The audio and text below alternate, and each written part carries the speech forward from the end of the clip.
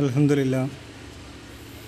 അല്ലാഹുമ്മ സല്ലി അലാ സയ്യിദിനാ മുഹമ്മദിൻ വഅലാ ആലി സയ്യിദിനാ മുഹമ്മദ്. റബ്ബി ഇശ്റഹ് ലി സദ്രി വയസ്സിർ ലി അംരി വഹ്ലുൽ ഉഖ്ദതം മിൻ ലിസാനി യഫ്ഖഹു ഖൗലി. റബ്ബി ഇശ്റഹ് ലി സദ്രി വയസ്സിർ ലി അംരി വഹ്ലുൽ ഉഖ്ദതം മിൻ ലിസാനി യഫ്ഖഹു ഖൗലി.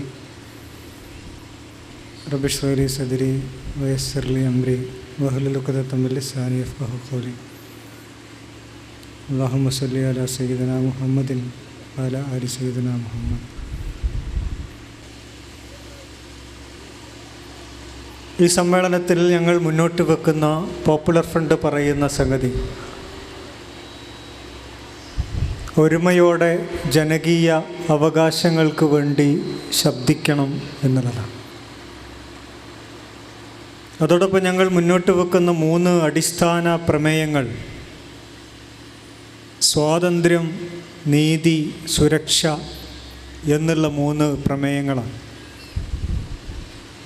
നമ്മുടെ രാജ്യത്തിന് സ്വാതന്ത്ര്യം കിട്ടി 6 പതിറ്റാണ്ടുകൾ കഴിഞ്ഞിരിക്കുന്ന ഒരവസ്ഥയിൽ ഇന്ത്യ രാജ്യത്തിൽ പ്രവർത്തിച്ചു കൊണ്ടിരിക്കുന്ന ഒരു സംഘടനയ്ക്ക് അടിസ്ഥാനപരമായി തന്നെ സ്വാതന്ത്ര്യത്തെക്കുറിച്ച് സംസാരിക്കേണ്ടി വന്നിരിക്കുകയാണ്. ഇന്ത്യക്ക് സ്വാതന്ത്ര്യം കിട്ടി എന്ന് പറയുമ്പോൾ അതിൻ്റെ അർത്ഥം ഇന്ത്യ രാജ്യത്തിലെ ജനങ്ങൾക്ക് സ്വാതന്ത്ര്യം കിട്ടി എന്നുള്ളതാണ്. ഇന്ത്യ രാജ്യത്തിലെ ജനങ്ങൾക്ക് ഏതൊക്കെ തരത്തിലുള്ള സ്വാതന്ത്ര്യങ്ങളുണ്ട് എന്നുള്ളതിന് ഭരണഘടനയിൽ വളരെ കൃത്യമായി നിർവചനങ്ങളുമുണ്ട്. ഓരോ പൗരനും അടിസ്ഥാനപരമായി ലഭിക്കുന്ന ഒരുപാട് സ്വാതന്ത്ര്യങ്ങളെ മൗലിക അവകാശങ്ങളായി നമ്മുടെ ഭരണഘടനയിൽ എഴുതി ചേർത്തിട്ടുണ്ട്. സംസാരിക്കുവാനും സഞ്ചരിക്കുവാനും സംഘം ചേരാനും മതവിശ്വാസമനുഷ്ഠിക്കാനും എല്ലാമുള്ള സ്വാതന്ത്ര്യം ഈ രാജ്യത്തിൻ്റെ ഭരണഘടന ഈ രാജ്യത്തിലെ ജനങ്ങൾക്ക് കൊടുക്കുന്നതാണ്. ഈ രാജ്യത്തിലെ പൗരന്മാർക്ക് നൽകിയിട്ടുള്ള സ്വാതന്ത്ര്യം നിഷേധിക്കപ്പെടുന്നു എന്നുള്ളതാണ് ഇത്തരമൊരു സമ്മേളനത്തിലൂടെ ആദ്യമായി പോപ്പുലർ ഫ്രണ്ട് ഈ രാജ്യത്തിലെ ജനങ്ങളോടും ഈ രാജ്യം ഭരിച്ചുകൊണ്ടിരിക്കുന്ന പല തരത്തിലുള്ള കൊടി വർണ്ണങ്ങളുള്ള സംഘടനകളുടെ നേതാക്കന്മാരോടും അതോടൊപ്പം ഈ രാജ്യത്തിലെ ഭരണകൂടം മാറി മാറി വരുന്നതിനനുസരിച്ച് അവർക്ക് പാദസേവ ചെയ്യാൻ വിധിക്കപ്പെട്ടു പോയ നമ്മുടെ ഉദ്യോഗസ്ഥന്മാരോടും വളരെ വിനയത്തോടു കൂടി പോപ്പുലർ ഫ്രണ്ടിന് സൂചിപ്പിക്കാനുള്ളത്. ഇത്തരത്തിലുള്ള ഒരു പ്രമേയം ചർച്ച ചെയ്യുന്ന സമ്മേളനം കേരളത്തിൻ്റെ 14 ജില്ലകളിൽ പോപ്പുലർ ഫ്രണ്ട് സംഘടിപ്പിക്കാൻ തീരുമാനിച്ചപ്പോൾ നേരത്തെ ഇവിടെ പലരും സൂചിപ്പിച്ചതുപോലെ ഈ രാജ്യത്തിൻ്റെ ഭരണഘടനയ്ക്കകത്ത് നിന്നുകൊണ്ട് രാജ്യത്തിൻ്റെ നിയമങ്ങൾ അനുശാസിക്കുന്ന വിധത്തിൽ മാത്രം പരിപാടികൾ സംഘടിപ്പിക്കാറുള്ള പോപ്പുലർ ഫ്രണ്ട് ഓഫ് ഇന്ത്യ ഇത്തരമൊരാവശ്യത്തിന് വേണ്ടി രാജ്യത്തിൻ്റെ പോലീസ് അധികാരികളുടെ സമീപത്ത് ഈ പരിപാടിയുടെ അനുമതിയുമായി ചെന്നപ്പോൾ ഞങ്ങൾക്ക് വളരെ ഭംഗിയായ രീതിയിൽ ഞങ്ങളെ സ്വീകരിക്കുകയും അനുമതി നൽകുകയും ചെയ്തു ഈ രാജ്യത്തിലെ പോലീസ് ഉദ്യോഗസ്ഥന്മാർ. പക്ഷെ അതിനുശേഷം നമ്മുടെ ഭരണകൂടത്തിലെ ചില ആളുകളെ സംബന്ധിച്ചിടത്തോളം അവർക്ക് എന്തോ ചില അസുഖങ്ങൾ ബാധിച്ചതിൻ്റെ ഫലമായി ഈ കഴിഞ്ഞ 15-ാം തീയതി, അതായത് വെള്ളിയാഴ്ച, വളരെ അടിയന്തിരം എന്ന് മുകളിൽ എഴുതിയ ഒരു സർക്കുലർ കേരളത്തിൻ്റെ ഹോം സെക്രട്ടറി, പ്രിൻസിപ്പൽ സെക്രട്ടറി, കേരളത്തിലെ കലക്ടർമാർക്കും ജില്ലാ പോലീസ് സൂപ്രണ്ടുമാർക്കും അയച്ചിരിക്കുകയാണ്.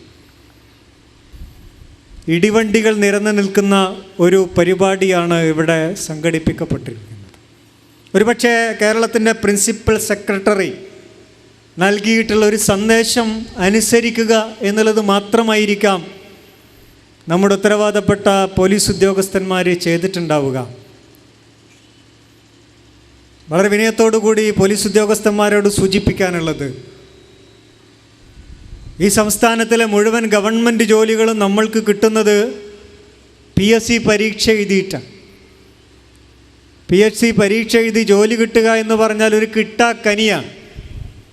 അങ്ങനെ പഠിച്ചും തലകുത്തി നിന്ന് പഠിച്ചും നീന്തിപ്പടിച്ചും നടന്നു പഠിച്ചും എല്ലാം കൂടി കിട്ടിയ ജോലിയാണ് പോലീസ് ഉദ്യോഗം എന്നുള്ളത്. സാധാരണ ജോലിയേക്കാൾ ഉപരി എഴുതി പരീക്ഷ പാസ്സായാൽ മാത്രം പോരാ, ശാരീരിക പരിശോധന കൂടെ പാസ്സാവണം പോലീസായിട്ട് ജോലി കിട്ടണമെങ്കിൽ. അങ്ങനെ ബുദ്ധിപരമായ പരീക്ഷയും ശാരീരികമായ പരീക്ഷയും പാസ്സായി കഴിവ് തെളിയിച്ച പോലീസ് ഉദ്യോഗസ്ഥന്മാർ, ബണ്ടി ചോറിനെ ദിവസങ്ങൾക്കുള്ളിൽ അറസ്റ്റ് ചെയ്ത കഴിവുറ്റ പോലീസ് ഉദ്യോഗസ്ഥന്മാർ, സൂര്യനെല്ലി കേസിലെ 1-ാം പ്രതിയെ ഒരിക്കലൊരു പാറമടയ്ക്കകത്തു നിന്നും മറ്റൊരിക്കൽ നഗരത്തിലെ അമ്പലമുറ്റത്തു നിന്നും അറസ്റ്റ് ചെയ്ത കഴിവുറ്റ പോലീസ് ഉദ്യോഗസ്ഥന്മാർ. പ്രിയപ്പെട്ട പോലീസ് ഉദ്യോഗസ്ഥന്മാരെ, എന്തിനാണ് നിങ്ങൾ നിങ്ങളുടെ നട്ടല്ലൂരി പ്രിൻസിപ്പൽ സെക്രട്ടറിമാരുടെ മുന്നിൽ പണയം വെക്കുന്നത് എന്ന് വളരെ വിനയത്തോടെ ചോദിക്കുകയാണ്. പോപ്പുലർ ഫ്രണ്ടിന് മുഴുവൻ അനുമതിയും നൽകിയ ശേഷം 15-ാം തീയതി വെരി അർജൻറ്റായിട്ട് അയച്ചിട്ടുള്ളൊരു വാറോല. അതാണ് ഞാനിവിടെ സൂചിപ്പിക്കുന്നത്. രാജ്യത്തിൽ ഞങ്ങൾ ചർച്ച ചെയ്യുന്ന ഒന്നാമത്തെ വിഷയം സ്വാതന്ത്ര്യമാണ്. ഞങ്ങൾക്ക് മാത്രം ഇവിടെ സ്വാതന്ത്ര്യം അനുവദിക്കാത്തത് എന്തുകൊണ്ടാണ്? ആ വാറോലൻ്റെ കയ്യിലുണ്ട്. ഗവൺമെൻറ് ഓർഡറിൻ്റെ കോപ്പി കൈവശം വെച്ചുകൊണ്ടാണ് ഞാൻ സംസാരിക്കുന്നത്. അതിൽ പറയുന്ന ഒരുപാട് സംഗതികളുണ്ട്. 12 നിർദ്ദേശങ്ങളുണ്ട്. ഈ 12 നിർദ്ദേശങ്ങൾക്കനുസരിച്ച് മാത്രമേ പോപ്പുലർ ഫ്രണ്ട് പരിപാടി നടത്തുകയുള്ളൂ എന്ന് ഉറപ്പ് വരുത്തണം. ഒരുപാട് നിർദ്ദേശങ്ങൾ സാധാരണ നമ്മൾ കേൾക്കുന്നതാണ്. പരിപാടിയിൽ പങ്കെടുക്കുന്ന ആളുകളുടെ ലിസ്റ്റ് പോലീസ് സൂപ്രണ്ടിന് അഡ്വാൻസായി നൽകേണ്ടതാണ്. പ്രിയപ്പെട്ട നാട്ടുകാരെ, നിങ്ങൾ പിരിഞ്ഞു പോകുന്നതിന് മുമ്പ് നിങ്ങളെല്ലാവരുടെയും അഡ്രസ്സ് എഴുതിയിട്ട് ഇവിടെ സമർപ്പിക്കണം എന്ന് ഞങ്ങൾ പറയണോ? ഒരു പരിപാടിക്ക് മൈക്ക് അനൗൺസ്മെൻറ്റ് നടത്തി പോസ്റ്റർ ഒട്ടിച്ച നാട്ടിൻ്റെ പല ഭാഗത്തു നിന്ന് ആളുകൾ വരും.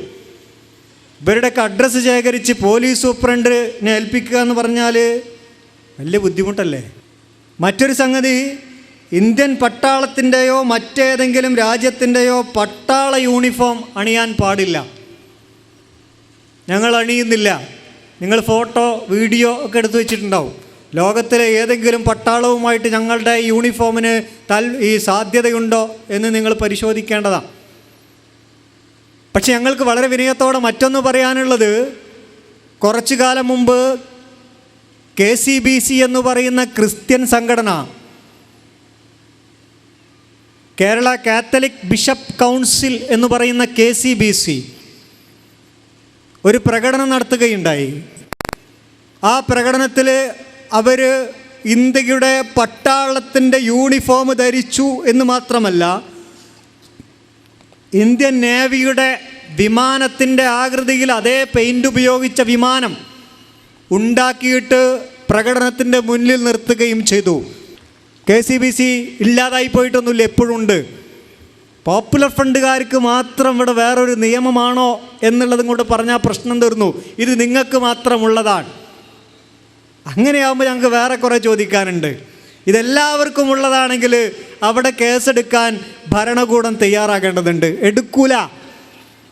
അതിന് വേറെ കുറേ കാരണങ്ങളുണ്ട്. നേരത്തെ ഇവിടെ പലരും സൂചിപ്പിച്ചു. ഞങ്ങളൊരു പട്ടാള യൂണിഫോം അണിഞ്ഞിട്ടില്ല. ഞങ്ങളുടെ പ്രവർത്തകരുടെ നെറ്റിയിലുള്ള ബാഡ്ജിൽ ഇന്ത്യൻ പട്ടാളത്തിൻ്റെ നമ്പറല്ല കൊത്തിയിട്ടുള്ളത്. അവിടെ കൊത്തിയിട്ടുള്ളത് ഞങ്ങളുടെ സംഘടനയുടെ പേരാണ്.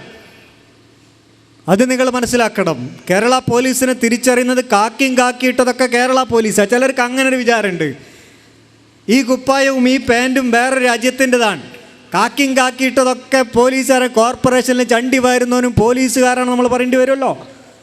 പോലീസ് എന്ന് പറഞ്ഞാൽ കേരള പോലീസ് എന്നുള്ള ബാഡ്ജ് ഉണ്ടാവും, തൊപ്പിയുടെ മുകളിലുണ്ടാവും. തൊപ്പി വെക്കണം. അങ്ങനെയാണ് യൂണിഫോം എന്ന് പറയുമ്പോൾ പൂർണ്ണമായി പരിശോധിക്കണം. പിന്നെയോ, വളണ്ടിയേഴ്സ് ട്രാഫിക് സംവിധാനത്തിൽ ഇടപെടാൻ പാടില്ല. ഞങ്ങൾക്ക് ട്രാഫിക് നിയന്ത്രിക്കാൻ ആളുണ്ടായിട്ടൊന്നുമില്ല. ആകെ 10-200 പ്രവർത്തകരേ ഉള്ളൂ. ട്രാഫിക് നിയന്ത്രിക്കാനൊക്കെ കഷ്ടപ്പെട്ട് ലീവ് എടുപ്പിച്ച് കൊണ്ടുവരിക. വൈകുന്നേരം 4 മണിക്ക് പ്രകടനത്തിന് വന്നാൽ മതിയെങ്കിൽ ട്രാഫിക് നിയന്ത്രിക്കുന്നവൻ രാവിലെ വരണം. എന്നിട്ട് ട്രാഫിക് പോയിന്റുകൾ കാണിച്ചു കൊടുക്കും.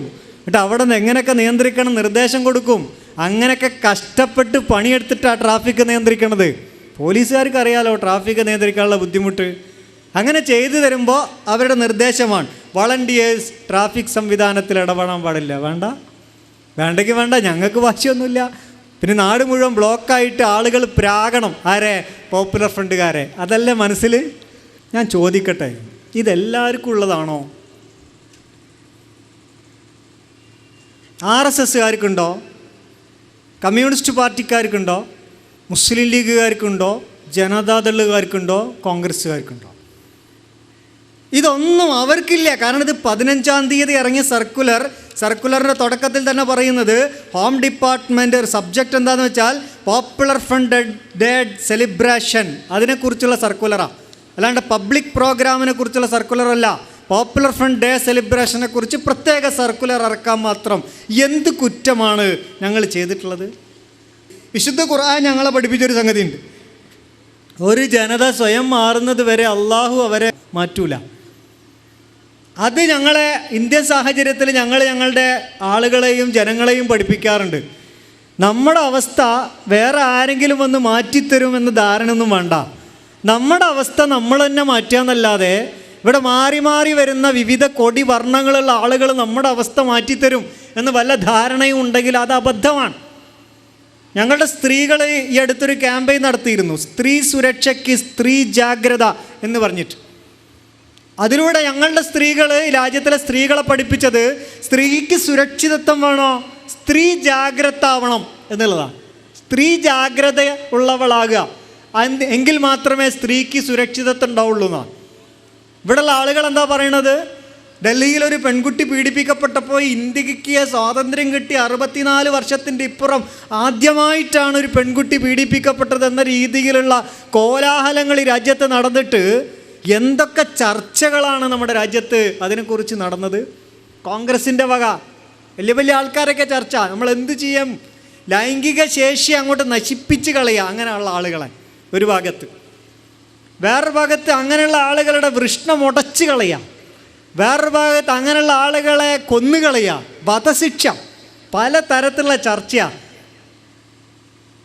അങ്ങനെ ചർച്ചകൾ ഇങ്ങനെ പൊന്തി നടക്കുമ്പോഴാണ് രാജ്യസഭാ ഉപാധ്യക്ഷൻ തന്നെ എന്തോ ഒരു കുരുത്തക്കേട് ചെയ്തു എന്ന് ഒരു ചർച്ച. അതോടുകൂടി വധശിക്ഷയുമില്ല, വേറെ ഒരു ജാതി ചർച്ചയില്ല, ഒരു പ്രശ്നമില്ലല്ലോ. ഇപ്പോൾ സ്ത്രീ സുരക്ഷ എന്നില്ല, ആർക്കും ചർച്ചയില്ല. BJP വരെ പറയണത് അയാളങ്ങനൊന്നും ചെയ്യാൻ സാധ്യതയില്ല, നല്ലോനാ. നമ്മളെ സുകുമാരൻ നായർ, വായിൽ വിരലിട്ടാലും കടിക്കാത്ത ശുദ്ധ നായരായിട്ടുള്ള സുകുമാരൻ നായർ വരെ പറഞ്ഞ് അയാളങ്ങനത്തെ ആളൊന്നല്ല. എത്ര ദിവസം കൊണ്ടാണ് അടി മേലെ മറിഞ്ഞു പോയത് രാജ്യത്തിലെ സ്ത്രീ സുരക്ഷ. അതായത് ഈ രാജ്യത്തിലെ നിയമങ്ങളൊക്കെ ആർക്കുള്ളതാ? ഇവിടെ നമ്മളെപ്പോലെ കുറേ ആൾക്കാർക്ക്.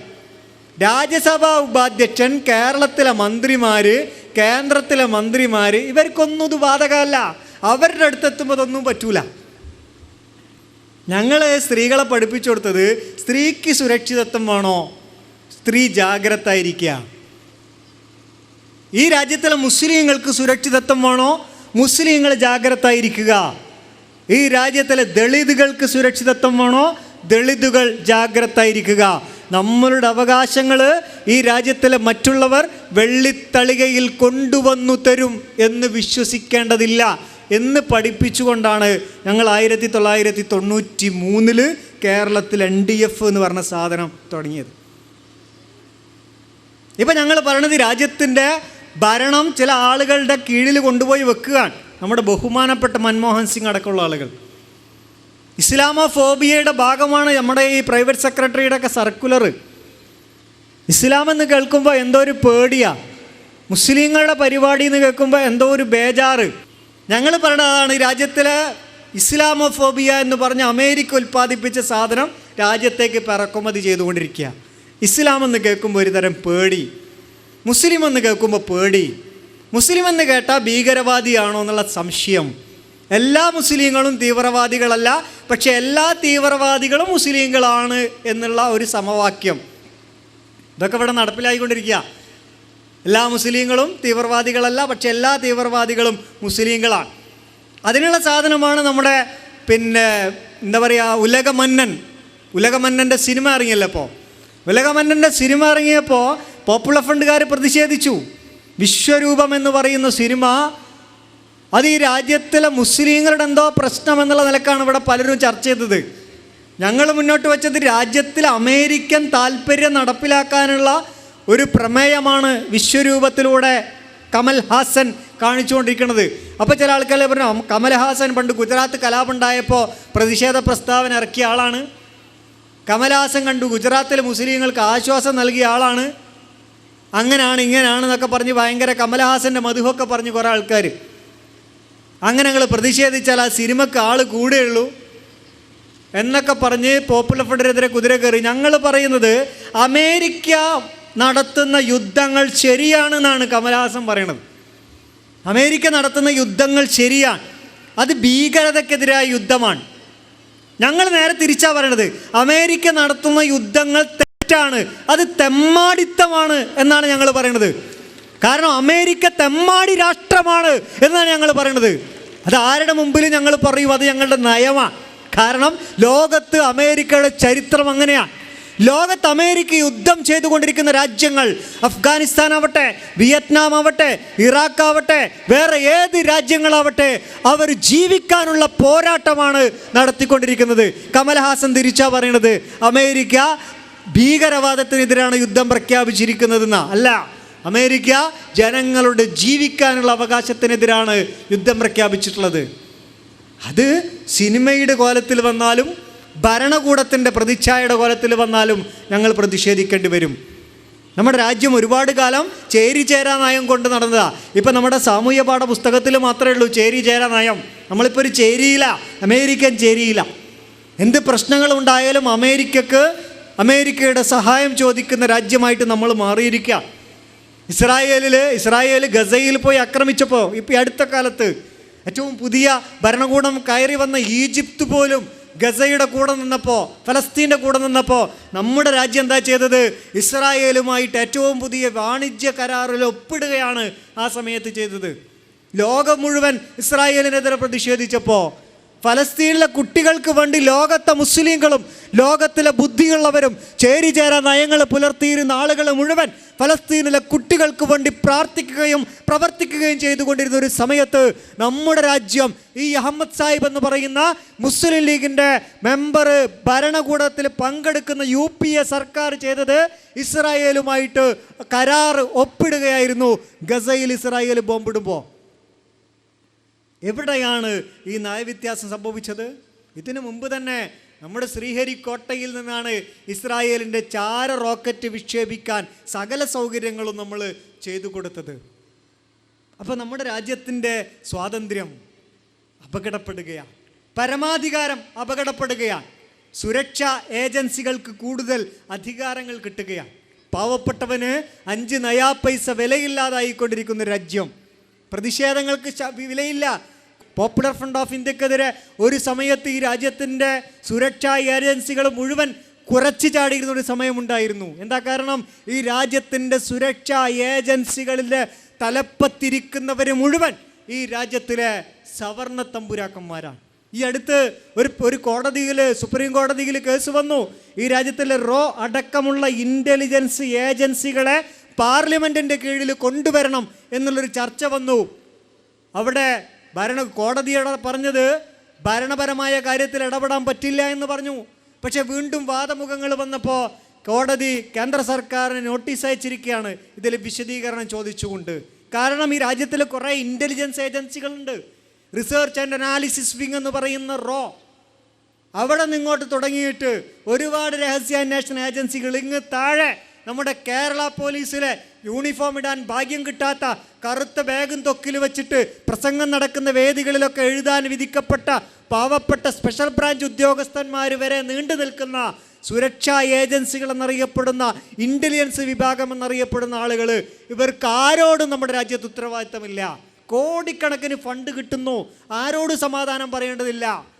ഇവർക്ക് അങ്ങോട്ട് പറഞ്ഞാൽ മതി ഒരു സംഗതി, അതിൻ്റെ തെറ്റും ശരിയും ചോദിക്കാൻ പാടില്ല. അത് രഹസ്യ വിവരമാണ്. രഹസ്യ വിവരം കിട്ടിയാൽ പിന്നെ അത് എവിടുന്ന് കിട്ടിയും ചോദിക്കാൻ പാടില്ലല്ലോ. അതുകൊണ്ട് ഈ രാജ്യത്തിൽ വലിയ വലിയ കോടിക്കണക്കിന് രൂപ ചെലവഴിച്ചുകൊണ്ട് നടന്നുകൊണ്ടിരിക്കുന്ന റോ പോലെയുള്ള ഏജൻസികളെ ആർക്കും ചോദ്യം ചെയ്യാൻ പറ്റില്ല. അതുകൊണ്ട് അവർക്ക് എന്തും പറയാം. പോപ്പുലർ ഫ്രണ്ട് ഈ രാജ്യത്തിലെ തീവ്രവാദികളുടെ കേന്ദ്രമാണ് എന്ന് പറയാം, ചോദിക്കാൻ പാടില്ല, രഹസ്യ വിവരമാണ്. അങ്ങനെ ഈ രാജ്യത്തെ മുഴുവൻ ഭരിച്ചുകൊണ്ടിരിക്കുന്നത് ഈ സുരക്ഷാ ഏജൻസികളായിക്കൊണ്ടിരിക്കുക. ഇത് രാജ്യത്ത് അപകടം ഉണ്ടാക്കും. ഇത് രാജ്യത്ത് അപകടമാണ്. അവരെ പാർലമെൻറ്റിൻ്റെ കീഴിലോ വേറെ എവിടെയോ കൊണ്ടുവന്നിട്ട് ചോദ്യം ചെയ്യപ്പെടാൻ പറ്റുന്ന അവസ്ഥയിൽ എത്തിക്കണം. അത് പോപ്പുലർ ഫ്രണ്ട് പറയുന്നതാണ്. അപ്പോൾ ഞാൻ പറഞ്ഞു വരുന്നത്, ഈ രാജ്യത്തിൻ്റെ സ്വാതന്ത്ര്യം എന്ന് പറയുന്നത് ചില സാമ്രാജ്യത്വ ശക്തികളുടെ കയ്യിലാക്കപ്പെടുകയും ഈ രാജ്യത്തിൻ്റെ ഭരണം എന്നുള്ളത് ചില സുരക്ഷാ ഏജൻസികളുടെ കയ്യിലാക്കപ്പെടുകയും ചെയ്യുന്നതിൻ്റെ പരിണിത ഫലമാണ് നമ്മളിപ്പോൾ അനുഭവിച്ചു കൊണ്ടിരിക്കുന്ന ഈ സ്വാതന്ത്ര്യമില്ലായ്മ. രണ്ടാമത്തെ ഒരു പ്രശ്നം ഞങ്ങൾ മുന്നിൽ വെക്കുന്നത് നീതിയാണ്. നീതി അധികമായിട്ടൊന്നും ഞങ്ങൾ ചോദിക്കണില്ല. ഞങ്ങൾ ഈ രാജ്യത്തിന് ഡൽഹിയിൽ വെച്ച് ഞങ്ങളൊരു സമ്മേളനം നടത്തിയതിൻ്റെ പേര് മുൽക്ക് ബനാവോ ഇൻസാഫ് പർ എന്നായിരുന്നു. നീതിക്കുമേൽ രാഷ്ട്രം പണിയുക. നീതി വേണം, എല്ലാ മനുഷ്യനും വേണം, മൃഗത്തിനും വേണം നീതി. നീതി ഒരു രാജ്യത്തിൻ്റെ അടിസ്ഥാനമാണ്. ഇത് നിഷേധിക്കപ്പെടുന്നുണ്ട് ഇപ്പോൾ രാജ്യത്ത്. വളരെ ചെറിയ ചില ഉദാഹരണങ്ങൾ മാത്രം ഞാനതിൽ പറയാം, കൂടുതൽ വിശദീകരണം ആവശ്യമില്ല. നിങ്ങൾ പത്രം വായിക്കുന്നവരാണ്, ചിന്തിക്കുന്നവരാണ്. അബ്ദുൽ നാസർ മഅ്ദനി ഒന്നാമത്തെ ഒരു ഉദാഹരണമാണ്. 9.5 വർഷം കോയമ്പത്തൂർ ജയിലിൽ എന്നൊക്കെ പറഞ്ഞാൽ നമ്മുടെ ബാലകൃഷ്ണപിള്ള കിടന്ന ജയിലാന്ന് വിചാരിക്കും ചില ആൾക്കാർ. അതുകൊണ്ടത് പറഞ്ഞില്ലെങ്കിൽ മോശമാണ്. ജയിലിൽ കിടക്കലൊക്കെ വളരെ സുഖമുള്ള കാര്യമാണ്. വലിയ വലിയ ആൾക്കാരൊക്കെ ഇപ്പോൾ ജയിലിൽ കിടക്കാൻ തുടങ്ങിയതിന് ശേഷം ജയിലിലൊക്കെ ഭയങ്കര സുഖകരമായ സൗകര്യങ്ങളാണ്. അപ്പോൾ അബ്ദുൽ നാസർ മഅ്ദനി ജയിലിൽ കിടന്നു എന്ന് കേൾക്കുമ്പോൾ നമ്മൾ വിചാരിക്കും വളരെ സുന്ദരമല്ലേ, സുഖമല്ലേ. അബ്ദുൽ നാസർ മഅ്ദനി കിടന്ന ജയിൽ എന്ന് പറഞ്ഞാൽ 8 അടി നീളവും 3 അടി വീതിയുള്ള ഒരു ജയിലാണ്. വേണമെങ്കിൽ സൗകര്യം ഉണ്ടെങ്കിൽ വീട്ടിൽ പോയിട്ട് അളന്നു നോക്കാം. 8 അടി നീളവും 3 അടി വീതിയുള്ള ഒരു സെല്ലിൽ കഴിയാണ് 9.5 കൊല്ലം. 1-2 ദിവസമാണെങ്കിൽ നമുക്ക് കഴിയായിരുന്നു. 9.5 കൊല്ലം. ഭാര്യയുണ്ട്, മക്കളുണ്ട്, ബാപ്പ ഉണ്ട്, ഉമ്മ ഉണ്ട്, കുടുംബമുണ്ട്. പക്ഷെ 9.5 കൊല്ലം മനുഷ്യനെ ജയിലിലിട്ടു. കുറ്റം ചെയ്താൽ ജയിലിലിടുക മാത്രമല്ല, വേണമെങ്കിൽ തൂക്കിക്കൊല്ലുക വരെ ചെയ്യാം. വധശിക്ഷ ശരിയോ തെറ്റോ എന്നുള്ള ചർച്ച മാറ്റി നിർത്തിയാൽ ഏത് ശിക്ഷയും കൊടുക്കാം. അത് ഞങ്ങൾക്ക് അഭിപ്രായ വ്യത്യാസമൊന്നുമില്ല. പക്ഷെ 9.5 കൊല്ലം കഴിഞ്ഞിട്ട് ഒരു മനുഷ്യൻ ഒരു കുറ്റവും ചെയ്തിട്ടില്ല എന്ന് തെളിയിക്കപ്പെടുമ്പോൾ ആ 9.5 കൊല്ലം ആ മനുഷ്യനെ കിടത്തിയതിൻ്റെ ഉത്തരവാദികൾ ആരാ? അതിന് മാത്രം ഉത്തരമില്ല. പോട്ടെ, അത് കഴിഞ്ഞു. അത് കഴിഞ്ഞപ്പോൾ ഇപ്പം അയാളെ വീണ്ടും കൊണ്ടിട്ടിരിക്കുക. 3 കൊല്ലമായി ബാംഗ്ലൂർ ജയിലിലാണ്. ഇപ്പോഴും കുറ്റം തെളിയിക്കപ്പെട്ടിട്ടില്ല. മുസ്ലിം ലീഗിൻ്റെ മുഖപത്രമായ ചന്ദ്രിക 1 ലക്കം ആഴ്ചപ്പതിപ്പിൻ്റെ കവർ സ്റ്റോറി തന്നെ മഅ്ദനിയായിരുന്നു. കാരണം ധൈര്യമായിട്ട് പറയാലോ, മഅ്ദനിയെ പുറത്ത് വിടൂല. അതിൻ്റെ കാരണം ഞങ്ങൾക്ക് മഅ്ദനിയോട് ദേഷ്യം ഉണ്ടായിട്ട് പറയല്ലോ കേട്ടോ. മഅ്ദനി അകത്ത് കിടക്കാൻ കാരണം എന്താണ്? മഅ്ദനിയല്ല കാരണം. UAPA എന്ന് പറയുന്നൊരു നിയമമുണ്ട്, അൺലോഫുൾ ആക്ടിവിറ്റീസ് പ്രിവെൻഷൻ ആക്ട്. ഇത് പ്രകാരം ഒരു മനുഷ്യനെ പിടിച്ച് ജയിലിലിട്ടാൽ 180 ദിവസം ജാമ്യം കൊടുക്കണ്ട എന്ന് പറഞ്ഞാൽ 6 മാസം വരെ അയാൾ അങ്ങനെ തന്നെ ഇടാം. ഇനി 6 മാസം കഴിഞ്ഞാൽ ജാമ്യം കൊടുക്കണമല്ലോ. അതിനെന്താ വഴി? അതിന് പ്രാഥമിക കുറ്റപത്രം സമർപ്പിച്ചാൽ പിന്നെയും കൊടുക്കേണ്ടതില്ല. പ്രാഥമിക കുറ്റപത്രം എന്ന് പറഞ്ഞാൽ എന്താ? ഒരു കഷ്ണം കടലാസിൽ കുറ്റപത്രം എഴുതി സമർപ്പിക്കുക, ബാക്കി പിന്നെ സമർപ്പിച്ചോളാം എന്ന് പറയാം. അപ്പോൾ പിന്നെന്താ? ജാമ്യം കൊടുക്കേണ്ടതേ ഇല്ല വിചാരണ തീരുന്നത് വരെ. മഅ്ദനിയുടെ കേസിൽ എന്താ ചെയ്തത്? ഇവിടെ മൂവാറ്റുപുഴ കേസിൽ ചെയ്തതുപോലെ തന്നെ മഅ്ദനിയുടെ കേസിലും പ്രാഥമിക കുറ്റപത്രം സമർപ്പിച്ചു. ഇനി ജാമ്യം കൊടുക്കേണ്ടതില്ല വിചാരണ തീരുന്നത് വരെ. അതിനിവിടെ നിന്ന് എല്ലാ മന്ത്രിമാരും കൂടി ആകാശത്തേക്ക് നോക്കിയിട്ട് ആർപ്പും വിളിയും കൂട്ടിയാൽ ജാമ്യം കൊടുക്കുമോ? അതുകൊണ്ടാണ് പോപ്പുലർ ഫ്രണ്ട് പറഞ്ഞത് മഅ്ദനി അടക്കം 35 മലയാളികൾ ജയിലിൽ കിടക്കാൻ കാരണം UAPA ആണ്. അതുകൊണ്ട് അത് പിൻവലിക്കണം എന്ന് പറയാനുള്ള ആർജവം കേരളത്തിലെ രാഷ്ട്രീയ പാർട്ടിക്കാർക്ക് ആർക്കെങ്കിലും ഉണ്ടോ? ഞങ്ങളുടെ പേരിൽ UAPA പോപ്പുലർ ഫ്രണ്ടിൻ്റെ പേരിൽ ചുമത്തിയ ആൾക്കാരാണ് കമ്മ്യൂണിസ്റ്റുകാർ. ഇപ്പോൾ അവർ പറയുന്നുണ്ട് UAPA പിൻവലിക്കണം. അല്ലാണ്ട് ഒരു കളി വല്ലാത്ത കളിയാണ്. അബ്ദുൽ നാസർ മഅ്ദനിയെ വിട്ടയക്കണം എന്ന് പറയുന്ന ആളുകൾ UAPA കുറിച്ചും പറയണം, മിണ്ടണില്ല. ഞാൻ പറഞ്ഞു വരുന്നത് അബ്ദുൽ നാസർ മഅ്ദനി ഇപ്പോൾ ജയിലിൽ കിടക്കുന്നത് 9.5 3 12.5 13 കൊല്ലമായി ജയിലിലാണ്. എന്താണ് അദ്ദേഹം ചെയ്ത തെറ്റെന്ന് ഇതുവരെ അദ്ദേഹത്തിന് പോലും മനസ്സിലായിട്ടില്ല. ഒരു 9.5 കൊല്ലം കിടന്ന് വെറുതെയാണ് കോടതി പറഞ്ഞു. 3 കൊല്ലം കിടന്ന് എന്തിനാന്ന് തിരയാൻ പോണേ ഉള്ളൂ. പക്ഷെ അതേസമയം മുംബൈയിൽ 92 ഡിസംബർ 6 ബാബരി മസ്ജിദ് തകർത്തതിന് ശേഷം 92 ഡിസംബറിലും 93 ജനുവരിയിലുമായിട്ട് ബോംബെയിൽ നടന്ന കലാപത്തിൽ 100 കണക്കിന് ആളുകളെ കൊന്നുകളഞ്ഞ ഒരു കലാപം നടന്നിട്ടുണ്ട്. കലാപം അങ്ങനെ പറഞ്ഞാൽ പോരാ, ആ കലാപത്തിൻ്റെ തലേ ആഴ്ചയിൽ ഈ മുംബൈയിലെ തെരുവീതികളിലൂടെ കോർപ്പറേഷൻ പ്രദേശങ്ങളിലൂടെ ഒക്കെ വന്നിട്ട് കോർപ്പറേഷൻ ജീവനക്കാരാണ് എന്ന് പരിചയപ്പെടുത്തിയ ആളുകൾ മുസ്ലിങ്ങൾക്ക് കോർപ്പറേഷൻ ചില ആനുകൂല്യങ്ങളൊക്കെ തരുന്നുണ്ട്, അതുകൊണ്ട് മുസ്ലിങ്ങളുടെ വീടുകൾ മാർക്ക് ചെയ്യാൻ വന്നതാണെന്ന് പറഞ്ഞിട്ട് മുസ്ലിങ്ങളുടെ വീടിൻ്റെ മുകളിലൊക്കെ ഒരു ഇൻറ്റു മാർക്കിട്ട് പോയി. മുസ്ലിങ്ങളുടെ കടകളിലെ മുകളിൽ ഒരു ഇൻറ്റു മാർക്കിട്ട് പോയി. മുസ്ലിങ്ങളുടെ വാഹനങ്ങളുടെ മുകളിലൊക്കെ ഇൻറ്റു മാർക്കിട്ട് പോയി. കോർപ്പറേഷൻ്റെ വക എന്തോ ആനുകൂല്യം കിട്ടുന്നുണ്ട് എന്ന് പറഞ്ഞിട്ട് കുറച്ച് ദിവസങ്ങൾ കഴിഞ്ഞപ്പോൾ ഈ അടയാളമിട്ട മുഴുവൻ വീടുകളും കടകളും വാഹനങ്ങളും കത്തിക്കപ്പെട്ടു.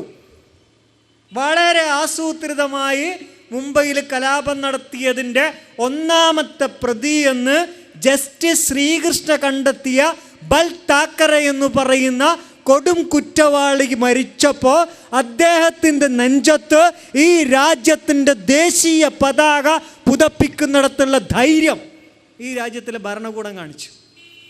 ഞാൻ ചോദിക്കട്ടെ, പോപ്പുലർ ഫ്രണ്ടിൻ്റെ ഇന്ന് നടന്ന യൂണിറ്റി മാർച്ചിലെ ഒരു നിർദ്ദേശം പോലീസുകാർക്ക് കൊടുത്തത് ദേശീയ പതാകയോടോ പതാക നിയമത്തോടോ അനാദരവ് കാണിക്കുന്ന പ്രവൃത്തികൾ ഉണ്ടാവാൻ പാടില്ല എന്നാണ്. ഞങ്ങളെ പിന്നെ ദേശീയ പതാക പിടിക്കാൻ സമ്മതിക്കൂലല്ലോ. ദേശീയ പതാക പിടിക്കാൻ പറ്റൂല, പോപ്പുലർ ഫ്രണ്ടുകാർ പറ്റൂല, മുസ്ലിങ്ങൾ അത്രയും പറ്റൂല. അതൊക്കെ ഇവിടെ ചില ആൾക്കാർക്ക്. ബൽ താക്കറെ എന്ന് പറയുന്ന ഞങ്ങളുടെ അല്ല പറയണത്, ജസ്റ്റിസ് ശ്രീകൃഷ്ണ പറയണത്. ബൽ താക്കറെ ഈ രാജ്യത്തിലെ കൊലവാളികളുടെ നേതാവാണ്. അദ്ദേഹത്തിൻ്റെ നെഞ്ചത്ത് ദേശീയ പതാക പുതപ്പിച്ച് ആചാര വെടി ഉയർത്തിയിട്ടാണ് അദ്ദേഹത്തിൻ്റെ മരണാനന്തര ചടങ്ങുകൾ നടത്തിയത്. ഇത് വിവേചനമാണ് എന്ന് പറഞ്ഞാൽ അതിൻ്റെ പേരാവുമോ തീവ്രവാദം?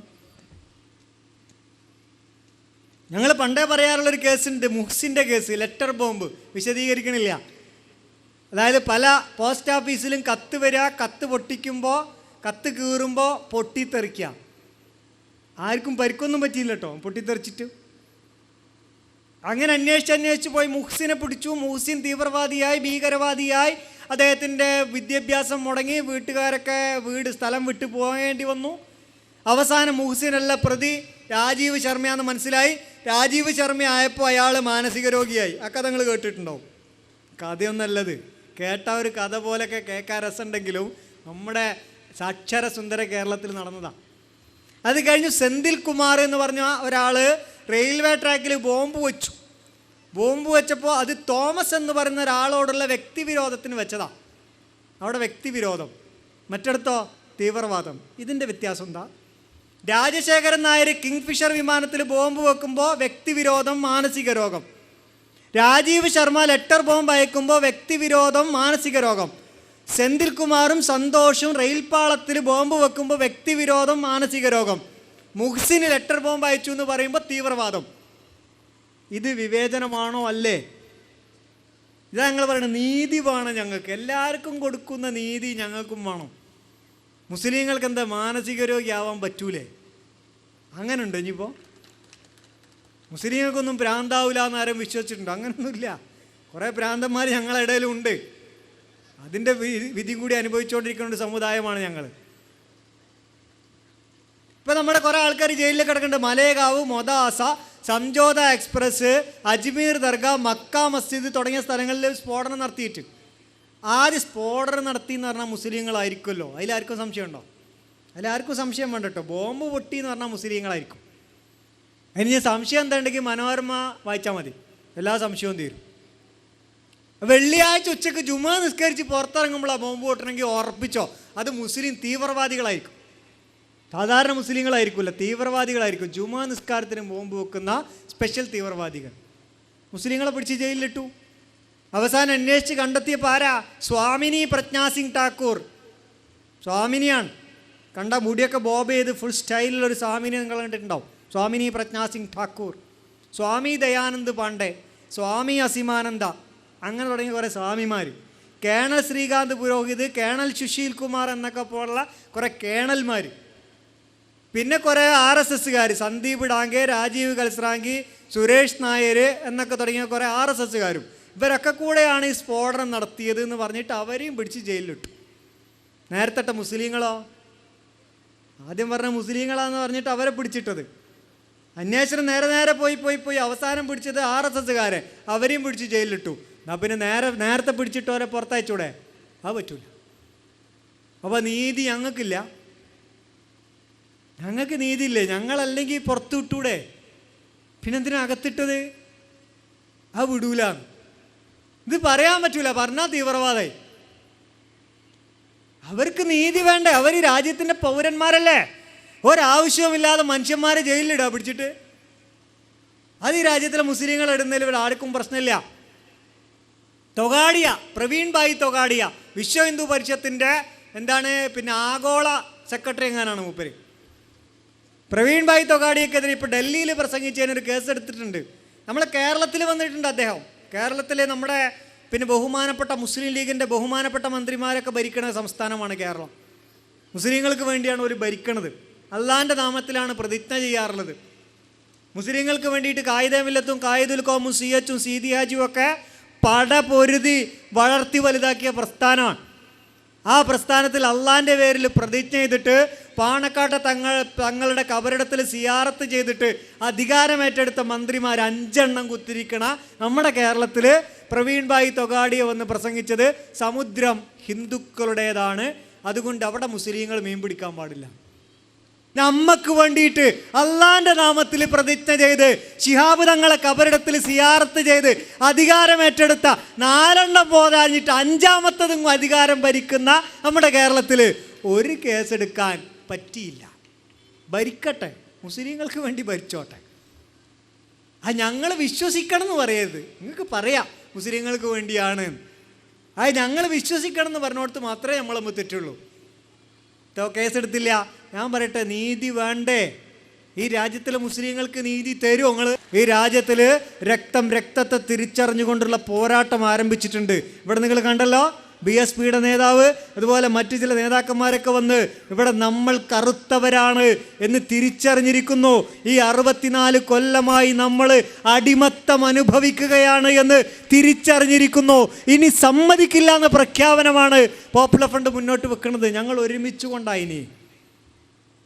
ഞങ്ങൾ അധികം ഒന്നും ചോദിക്കണില്ല, നീതി തരുമോ നിങ്ങൾ? മലേഗാവിലും മൊദാസയിലും സംജോത എക്സ്പ്രസിലും അജ്മീർ ദർഗയിലും മക്കാ മസ്ജിദിലൊക്കെ സ്ഫോടനം നടത്താനുള്ള പരിശീലനം കൊടുത്തത് ബോൺസാല സൈനിക സ്കൂളിൽ നിന്നാണ് എന്ന് ATS കണ്ടെത്തിയതാ. ആ ബോൺസാല സൈനിക സ്കൂളിലേക്ക് ഇപ്പോഴും ആളുകളെ റിക്രൂട്ട് ചെയ്തുകൊണ്ടിരിക്കുന്നുണ്ട്. സൈന്യത്തിൽ ചേരാൻ പരിശീലനം കൊടുക്കുന്നുണ്ട് RSSൻ്റെ വക. ആ സ്കൂൾ ഇപ്പോഴും പ്രവർത്തിച്ചുകൊണ്ടിരിക്കുക. അടച്ചുപൂട്ടാൻ എന്തുകൊണ്ട് ആരും തയ്യാറാവണില്ല? ഈ രാജ്യത്തിൻ്റെ പട്ടാളത്തിൽ നിന്ന് RDX കടത്തിയിട്ട് കലാപം നടത്താൻ ശ്രമിച്ചവരാ ബോൺസാല സൈനിക സ്കൂൾ പ്രവർത്തിച്ചുകൊണ്ടിരിക്കുക. ഒരു പ്രശ്നമില്ല.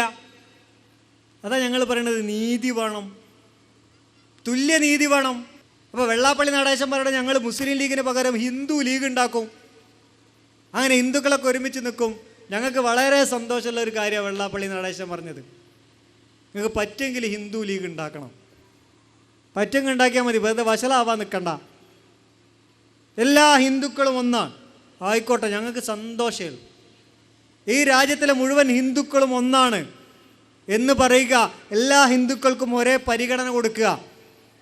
ഈ രാജ്യത്തിലെ അധസ്ഥിത പിന്നാക്ക ജനവിഭാഗമായിട്ട് നിങ്ങൾ ഇക്കാലം അത്രയും ഈ രാജ്യത്തിൻ്റെ അരികുകളിലേക്ക് തട്ടിമാറ്റിയ പുറംപോക്കുകളിലേക്ക് വലിച്ചെറിഞ്ഞ ഈ രാജ്യത്തിലെ പിന്നാക്ക ജനവിഭാഗം, പട്ടികജാതി പട്ടികവർഗക്കാരനൊക്കെ ഹിന്ദുവാണ് എന്ന് പറയുന്ന ആ മുഖ്യധാരയിൽ വരുന്ന ഒരു ദിവസം വളരെ സന്തോഷമുള്ള ദിവസം. ഈ ദേവസ്വം ബോർഡിലെ പൂജാരിയാവാൻ, ദേവസ്വം ബോർഡിൻ്റെ കീഴിലാണല്ലോ അമ്പലങ്ങളൊക്കെ, ഈ അമ്പലങ്ങളിൽ പൂജാരിയാവാനുള്ള യോഗ്യത ദേവസ്വം ബോർഡ് പുറത്തിറക്കുന്ന സർക്കുലറിൽ പറയുന്ന ഒരു യോഗ്യത, പൂജാരിയാവാനുള്ള ഒരു യോഗ്യത അപേക്ഷകൻ നമ്പൂതിരി സമുദായത്തിൽപ്പെട്ടവനായിരിക്കണം എന്നുള്ളതാണ്. അത് മാറ്റിയിട്ട് അപേക്ഷകൻ ഹിന്ദു സമുദായത്തിൽപ്പെട്ടവനായിരിക്കണം എന്ന് പറഞ്ഞാൽ വലിയ വിപ്ലവമായിരിക്കും. ചെയ്യാൻ പറ്റുമെങ്കിൽ വെള്ളാപ്പള്ളി ചെയ്യണം. സുകുമാരൻ നായർ പറയണത് എന്താ, ഹിന്ദുവാകണം എന്നല്ല, മുഖ്യമന്ത്രി നായർ സമുദായക്കാരനായിരിക്കണം എന്നാണ്. അപ്പം പിന്നെ വെള്ളാപ്പള്ളി പറഞ്ഞ ഹിന്ദു ലീഗ് ഉണ്ടാവാൻ സാധ്യത വളരെ കുറവാണ്, നായർ ലീഗൊക്കെ ഉണ്ടാവാൻ സാധ്യത ഉണ്ട്. അപ്പം ഞാൻ നേരത്തെ പറഞ്ഞു വന്നത്, ഈ 5 മന്ത്രിമാർ മുസ്ലിം ലീഗിന് കിട്ടിയപ്പോൾ ഇവിടെ ഭയങ്കര പ്രശ്നം ഉണ്ടായി. നീതി വേണമെന്ന് ഞങ്ങൾ പറയുന്നുള്ളൂ. ഈ രാജ്യത്തിലെ മുസ്ലിങ്ങളെക്കാൾ ജനസംഖ്യ കുറഞ്ഞവും മുഖ്യമന്ത്രിയാണ്, ഡെപ്യൂട്ടി സ്പീക്കറാണ്, അതുപോലെ UP അധ്യക്ഷ, UDFൻ്റെ അധ്യക്ഷൻ, ചീഫ് വിപ്പ്, ഇതൊക്കെ മുസ്ലിങ്ങളെക്കാൾ ഭൂരിപക്ഷം കുറഞ്ഞ ആൾക്കാരാണ് ഈ രാജ്യത്ത് കൊണ്ടുനടക്കുന്നത്. അപ്പോഴൊന്നും ഞങ്ങൾ ഉയർത്താത്ത പ്രതിഷേധം മുസ്ലിം ലീഗിന് 5 മന്ത്രി കിട്ടിയപ്പോൾ ആകെ കൂടെ പ്രശ്നം ഉണ്ടാക്കിയല്ലോ. മുസ്ലിം ലീഗിന് 5 അല്ല 500 മന്ത്രി ഉണ്ടായിട്ട് കാര്യമില്ല എന്ന് ഇപ്പോൾ നമുക്ക് ഏറ്റവും അവസാനം മനസ്സിലായി. ഏറ്റവും അവസാനം ഷുക്കൂർ കൊല്ലപ്പെട്ടപ്പോൾ നമ്മുടെ നാട്ടിലൊക്കെ വലിയ ബോർഡ് ഉണ്ടായിരുന്നു, ഇവിടെ ഉണ്ടായിട്ടുണ്ടാവും ചിലപ്പോൾ, രക്തസാക്ഷി മരിക്കുന്നില്ല. അതുപോലെ ഞങ്ങൾ ഇതിനെ ഞങ്ങൾ നേരിടും, പകരം ഞങ്ങൾ ചോദിക്കും, ഇയാളുടെ കബറിടം സ്വർഗത്തോപ്പാക്കി കൊടുക്കട്ടെ, ഇയാളുടെ പിന്നിൽ ഞങ്ങൾ അണിയുറച്ച് നിൽക്കുന്നു എന്നൊക്കെ പറഞ്ഞ് വമ്പിച്ച ഫ്ലെക്സ് ബോർഡ്, ഷുക്കൂറിൻ്റെ ഫോട്ടോ, റോസപ്പൂവൊക്കെ ഇങ്ങനെ വെച്ചിട്ട്, കണ്ടാൽ തന്നെ നമുക്ക് ഭയങ്കരമായിട്ട് വിഷമമൊക്കെ തോന്നുന്ന രീതിയിൽ ഇങ്ങനെ ഫോട്ടോ ഒക്കെ വെച്ചിട്ട് ഷുക്കൂറിൻ്റെ. അവസാനം വന്നു നോക്കിയപ്പോൾ എന്താ സംഭവിച്ചത്, ഷുക്കൂറിൻ്റെ കേസിൽ മൊഴി പറഞ്ഞ 2 ലീഗുകാർ, ലീഗിൻ്റെ സ്ഥാപനത്തിൽ പണിയെടുക്കണ 2 ലീഗുകാർ എന്ന് പറഞ്ഞാൽ ലീഗുകാർ അന്നം കൊടുക്കണ 2 ലീഗുകാർ മൊഴി മാറ്റി പറഞ്ഞ് ആർക്ക് അനുകൂലമായിട്ട്, CPM അനുകൂലമായിട്ട്. ഇപ്പം KM ഷാജി പറയണത് എന്താ, KM ഷാജി എന്ന് പറഞ്ഞാൽ പ്രത്യേകം മനസ്സിലാക്കണം കേട്ടോ, മുസ്ലിം യൂത്ത് ലീഗിൻ്റെ പുലി എന്നൊക്കെ അറിയപ്പെടുന്ന ആളാണ്, പുലിയാണ് അദ്ദേഹം. അദ്ദേഹം പറഞ്ഞെന്താണെന്നറിയോ, കണ്ണൂർ ജില്ലയിലാണ് ആ പ്രശ്നം നടന്നിട്ടുള്ളത്, കണ്ണൂർ ജില്ലയിലെ മുസ്ലിം ലീഗിൻ്റെ പ്രവർത്തകർ ഇപ്പോഴും അത്തരം വെല്ലുവിളികൾക്ക് നടുവിലാണ്. ആരാ പറയണത്, 5 മന്ത്രിമാരുള്ള പാർട്ടിയെ,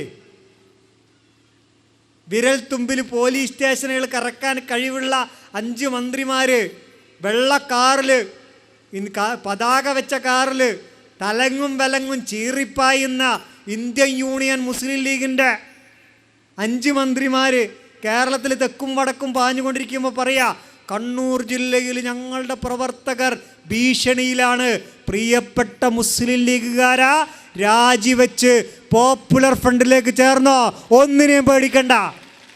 കണ്ണൂർ ജില്ല എന്നല്ല, ഈ രാജ്യത്തൊരുത്തനെയും പേടിക്കാതെ അള്ളാഹുവിനെ മാത്രം ഭയപ്പെട്ട് ജീവിക്കണോ, പോപ്പുലർ ഫ്രണ്ടിൽ വാ. ഞങ്ങൾ പറയണതാ, ഭയമില്ല, അല്ലെങ്കിൽ വേണ്ട ഒരു രാഷ്ട്രീയ പാർട്ടിൻ്റെ STPI അതിൽ ചേർന്നാലും മതി തൽക്കാലം.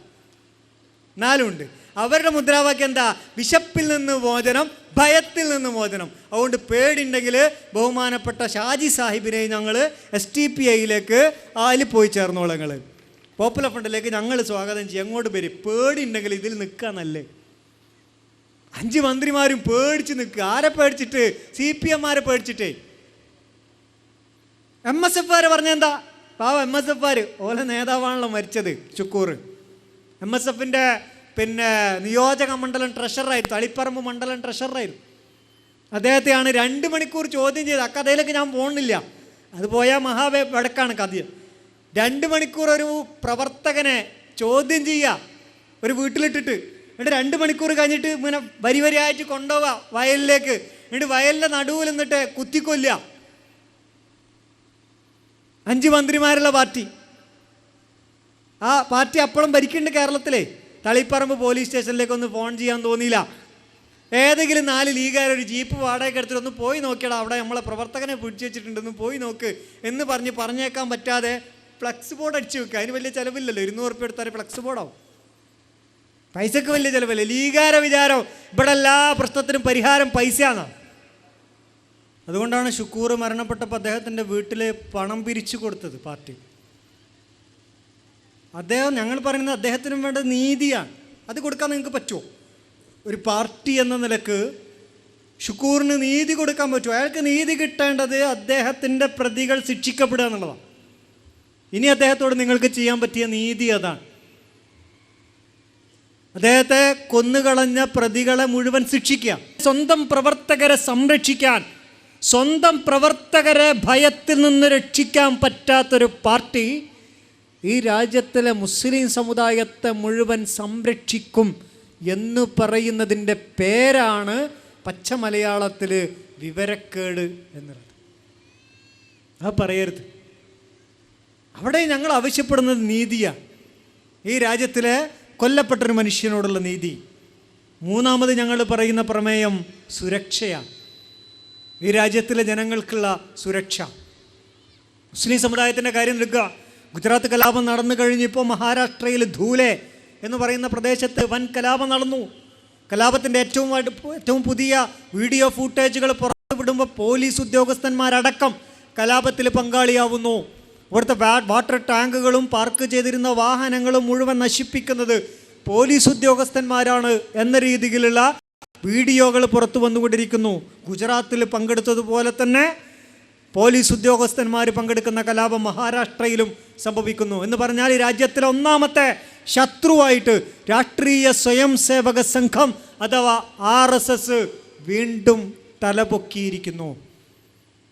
രാജ്യത്തിലെ മുസ്ലിങ്ങൾക്കെതിരായി വീണ്ടും RSSൻ്റെ കൊലവിളികൾ ആരംഭിച്ചുകൊണ്ടിരിക്കുന്നു. ഒരുപാട് സ്ഫോടനങ്ങൾ നമ്മുടെ രാജ്യത്ത് സംഘടിപ്പിക്കപ്പെട്ടു. ഞാൻ നേരത്തെ പറഞ്ഞു, മലേഗാവിലും മൊദാസയിലും സംജോത എക്സ്പ്രസ്സിലും അജ്മീർ ദർഗയിലും മക്ക മസ്ജിദിലും സ്ഫോടനങ്ങൾ നടന്നു. അവിടെ മുഴുവൻ സ്ഫോടനങ്ങൾ നടത്തിയത് വെള്ളിയാഴ്ചകളിൽ ജുമുഅ നമസ്കാരത്തിൻ്റെ സമയത്തോ നബിദിനത്തിൻ്റെ ദിവസത്തിലോ പെരുന്നാൾ ദിവസത്തിൻ്റെ സമയത്തോ സ്ഫോടനങ്ങൾ നടക്കുന്നു. മുസ്ലിങ്ങൾ കൊല്ലപ്പെടുന്നു, മുസ്ലിങ്ങൾ ജയിലിലടക്കപ്പെടുന്നു, മുസ്ലിങ്ങൾ അറസ്റ്റ് ചെയ്യപ്പെടുന്നു, മുസ്ലിങ്ങൾ പീഡിപ്പിക്കപ്പെടുന്നു. യഥാർത്ഥ പ്രതികളായ RSSകാർ വളരെ സുന്ദരമായി വിലസുന്നു. സ്ഫോടനങ്ങളുടെ ഉത്തരവാദിത്തം മുഴുവൻ ഏറ്റെടുക്കാൻ വിധിക്കപ്പെട്ടവരായി മുസ്ലിങ്ങൾ മാറുന്നു. വളരെ ആസൂത്രിതമായ രീതിയിൽ ഇന്ത്യയുടെ വിവിധ പ്രദേശങ്ങളിൽ സ്ഫോടനങ്ങൾ സംഘടിപ്പിച്ചിരിക്കുന്നു RSS. 20 കൊല്ലം മുമ്പ് കേരളത്തിൽ പോപ്പുലർ ഫ്രണ്ട് രൂപീകരിക്കപ്പോൾ 1993 നാഷണൽ ഡെവലപ്മെൻറ്റ് ഫ്രണ്ട് കേരളത്തിൽ രൂപീകരിച്ചു. പിന്നീടത് തമിഴ്നാട്ടിലെയും കർണാടകയിലെയും 2 സംഘടനകളും ഒരുമിച്ച് ചേർന്ന് പോപ്പുലർ ഫ്രണ്ടായി.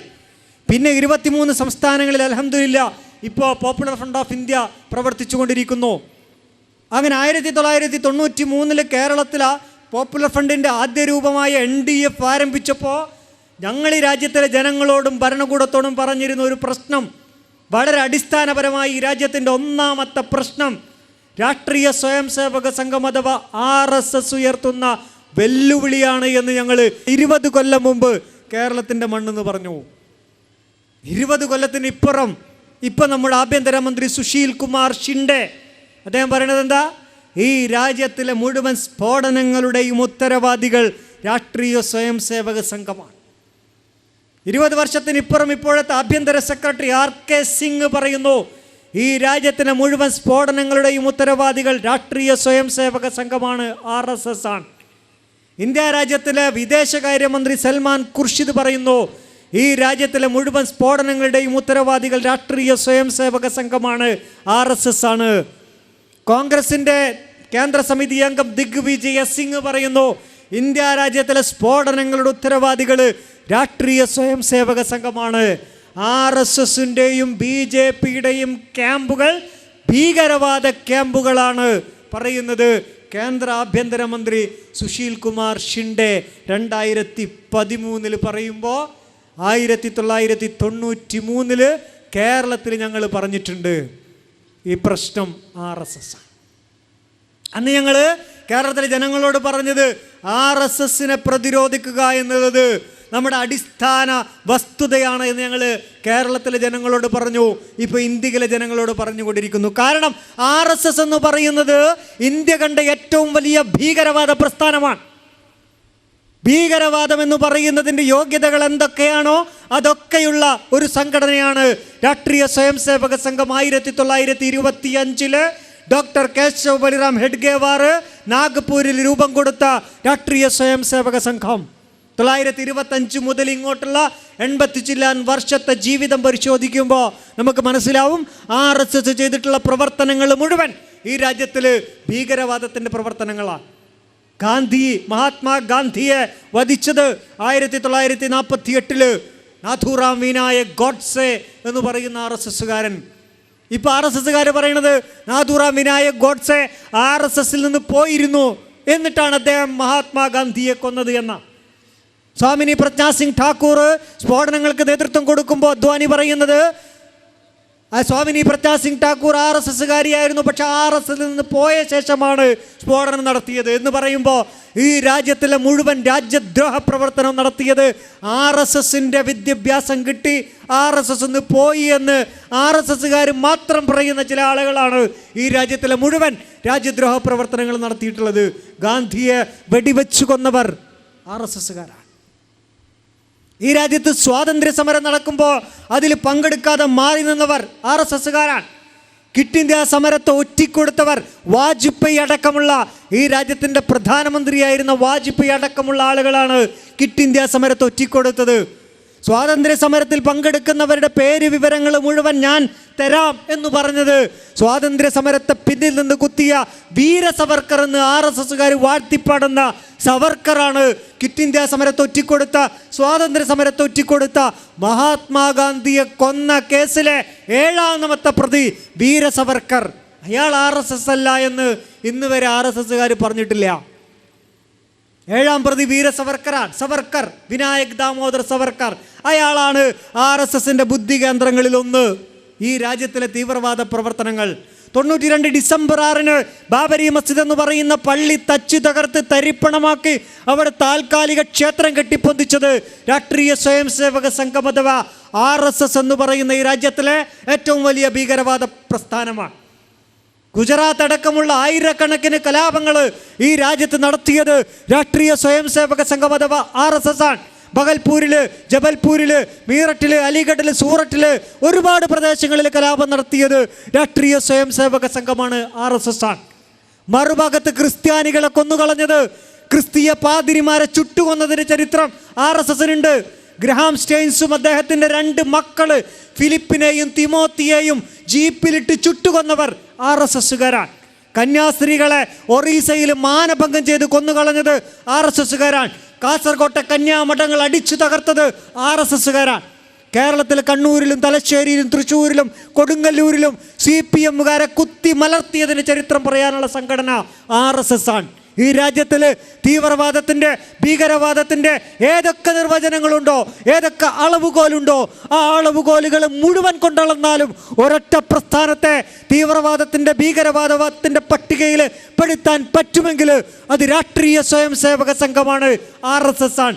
അവരിൽ നിന്ന് സുരക്ഷിതത്വം ഈ രാജ്യത്തിലെ മുസ്ലിങ്ങൾക്ക്, ദളിതുകൾക്ക്, ക്രിസ്ത്യാനികൾക്ക് നേടിക്കൊടുക്കേണ്ട ബാധ്യതയുള്ള ഒരു പ്രസ്ഥാനമാണ് നമ്മൾ ആഗ്രഹിക്കുന്നത്. ആർക്കെങ്കിലും സാധിക്കുമെങ്കിൽ നിൽക്കാം.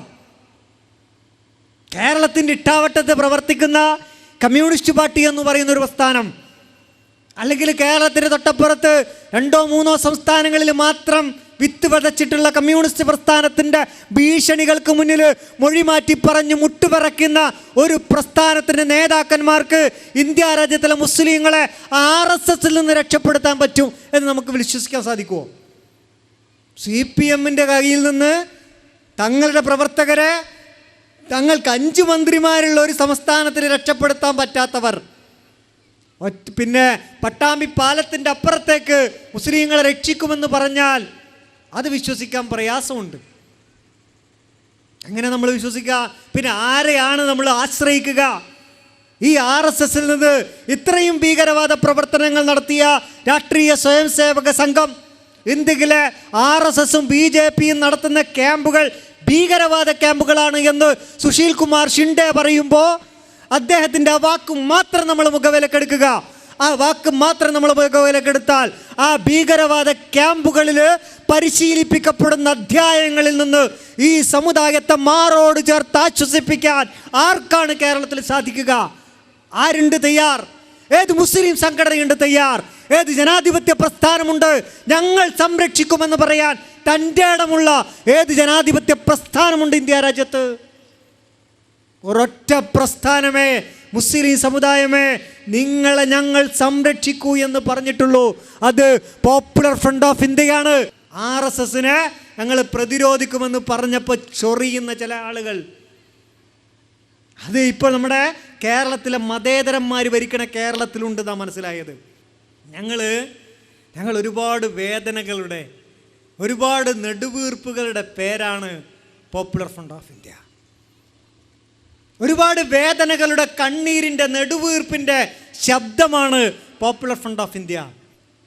ഇത് കണ്ണൂരിലോ കേരളത്തിലോ കാസർഗോട്ടോ കോഴിക്കോട്ടോ കർണാടകയിലോ തമിഴ്നാട്ടിലോ മാത്രമല്ല, UP-യിലെ മീററ്റിലെയും അലിഗഡിലെയും ഉമ്മമാരുടെ വേദന, ഉപ്പമാരുടെ തേങ്ങലുകൾ, ആസാമിലെ നെല്ലിയിൽ ഒരൊറ്റ രാത്രി കൊണ്ട് 100 കണക്കിന് ആളുകളെ, നെല്ലി എന്ന് പറയുന്ന ഗ്രാമത്തിലെ 100 കണക്കിന് ആളുകളെ ഒരൊറ്റ രാത്രി കൊണ്ട് കൊന്ന് കിണറിലിട്ട് കുഴിച്ചു മൂടാനുള്ള പരിശ്രമത്തിനിടയിൽ ആ കിണറിലെ വെള്ളത്തിൻ്റെ മുകളിലായിപ്പോയി എന്നുള്ളത് കൊണ്ട് മാത്രം രക്ഷപ്പെട്ട 9 വയസ്സുകാരി മല്ലിക ബാനു എന്ന് പറയുന്ന പെൺകുട്ടി ഈ ലോകത്തോട് പറഞ്ഞു, നെല്ലിയിലെ RSSന്റെ ആളുകൾ, കർസേവകര്, ഹിന്ദുത്വ ഭീകരവാദികള് ഞങ്ങളുടെ ഗ്രാമത്തിലേക്ക് വന്ന് ഓരോ കുടുംബത്തിലെയും ആളുകളെ കൊണ്ടുപോയി കൊന്ന് ആ വഴിപക്കത്തുള്ള കിണറിൽ കൊണ്ടുപോയിട്ടു. കിണറിൻ്റെ മുകളിൽ വെള്ളത്തിൻ്റെ മുകളിലായിപ്പോയത് കൊണ്ട് മാത്രം ഞാൻ രക്ഷപ്പെട്ടതാണ് എന്ന് നെല്ലിയിലെ പാവപ്പെട്ട മല്ലിക ബാനു എന്ന് പറയുന്ന പെൺകുട്ടി പറയുമ്പോൾ, ഇത് ഞങ്ങൾക്ക് ആളാവാൻ ഉണ്ടാക്കിയതല്ല, ഇത് ഞങ്ങൾക്ക് സുഖവാസ കേന്ദ്രങ്ങൾ സ്വപ്നം കണ്ടുണ്ടാക്കിയതല്ല, ഞങ്ങൾക്ക് AC രമ്യഹർമ്മങ്ങൾ സ്വപ്നം കണ്ടുണ്ടാക്കിയതല്ല, ഞങ്ങളുടെ സ്വപ്നങ്ങളിൽ രാജ്യം കെട്ടിപ്പടുക്കാൻ ഉണ്ടാക്കിയതാ. ഇവിടെ ഞങ്ങൾക്ക് പൂവിരിച്ച പരവതാനികൾ ലഭിക്കുമെന്ന് ഞങ്ങൾ വിചാരിച്ചിട്ടില്ല. ഒരുപാട് വേദനകൾ, ഒരുപാട് കണ്ണീരുകൾ, അതാണ് പോപ്പുലർ ഫ്രണ്ട് ഓഫ് ഇന്ത്യയുടെ ത്രിവർണ്ണ പതാക സൃഷ്ടിച്ചത്. ആ നെടുവീർപ്പുകൾ ഏറ്റെടുക്കുക ഞങ്ങൾ ചെയ്തത്. الذين يقولون ربنا أخرجنا من هذه القرية الظالم أهلها واجعل لنا من لدنك وليا واجعل لنا من لدنك نصيرا.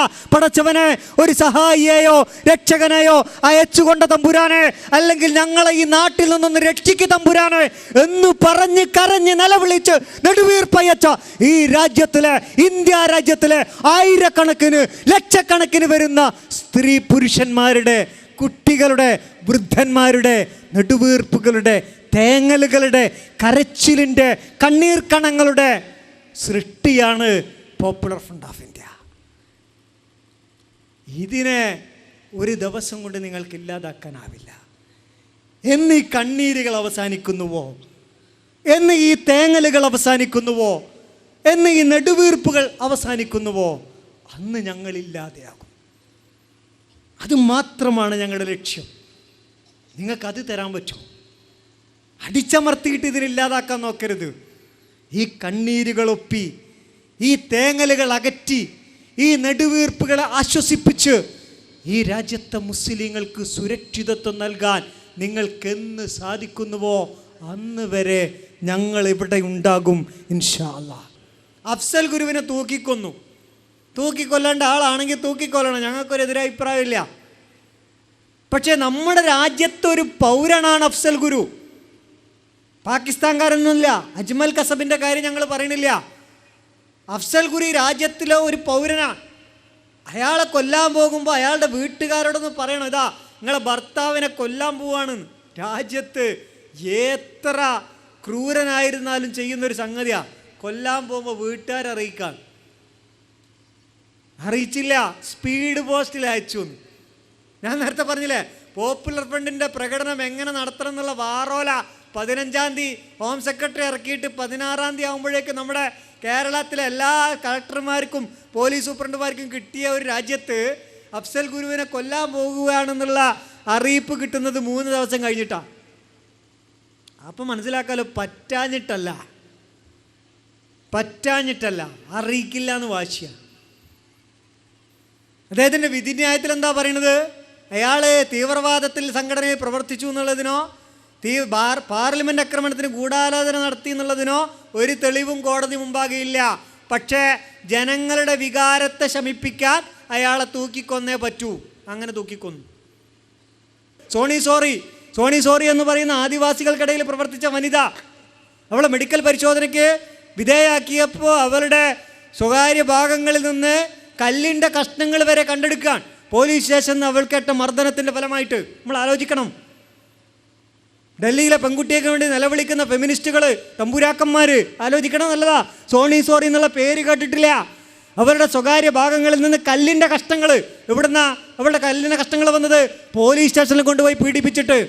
ഇന്ന് വരെ നമ്മുടെ രാഷ്ട്രീയ പാർട്ടിക്കാർ അങ്ങനത്തെ ഒരു പേര് കേട്ടിട്ടുണ്ടോ? സോറി ശബ്ദിച്ചോ അവർക്ക് വേണ്ടി? ഇല്ല, ശബ്ദിക്കില്ല. കാരണം ഇവിടുത്തെ ശബ്ദങ്ങൾ സുരക്ഷ എന്നൊക്കെ പറയുന്നത് ചില ആളുകൾക്ക് സംവരണ. അവർക്ക് മര്യാദയ്ക്ക് ജീവിച്ചാൽ മതി. അബ്ദുൽ നാസർ മാദിനിക്ക് വേണ്ടി ശബ്ദിച്ചോ? മുഹമ്മദ് ആരിഫ് ഖമർ 14 കൊല്ലം ജയിലിലാണ് കിടന്നത്. അബ്ദുൽ നാസർ മാദിനി 12.5 കൊല്ലമാണെങ്കിൽ മുഹമ്മദ് ആരിഫ് ഖമർ തീഹാർ ജയിലിൽ കിടന്നത് 14 കൊല്ലമാണ്. ഒരു കാര്യമില്ലാതെ 14 കൊല്ലം കഴിഞ്ഞപ്പോൾ വെറുതെ വിട്ടു. ഇർഷാദ് അലി 12 കൊല്ലമാണ് കിടന്നത് ജയിലിൽ, തീവ്രവാദി എന്ന് പറഞ്ഞിട്ട് വെറുതെ വിട്ടു. ഒരുപാട് ആളുകൾ ജയിലിൽ കിടക്കുന്നുണ്ട്. മുസ്ലിങ്ങൾ വെറുതെ കിടക്കുക. ഇതിനു വേണ്ടി ശബ്ദിക്കാൻ ഈ രാജ്യത്ത് ആരുമില്ല. അതാ ഞങ്ങൾ പറയണത്, ഈ രാജ്യത്ത് സുരക്ഷിതത്വം കിട്ടണം. ജനങ്ങളെ സുരക്ഷയെ അപകടത്തിലാക്കുന്ന കരി നിയമങ്ങൾ പിൻവലിക്കണം. അത് മണിപ്പൂരിൽ FSP ആയിരുന്നാലും, അത് കാശ്മീരിൽ FSP ആയിരുന്നാലും, അത് കേരളത്തിൽ UAPA എന്ന് പറയുന്ന നിയമമായിരുന്നാലും എല്ലാം കരി നിയമങ്ങളാണ്. അത് പിൻവലിക്കണം. രാജ്യത്തിലെ നീതിന്യായ വ്യവസ്ഥയുടെ അടിസ്ഥാനമാണ് ജാമ്യം. അത് നിഷേധിക്കുന്ന ഒരു നിയമവും ഈ രാജ്യത്തിൽ നടപ്പിലാക്കപ്പെടാൻ പാടില്ല. രാജ്യത്ത് ജനാധിപത്യമാണ് നിലനിൽക്കുന്നത്.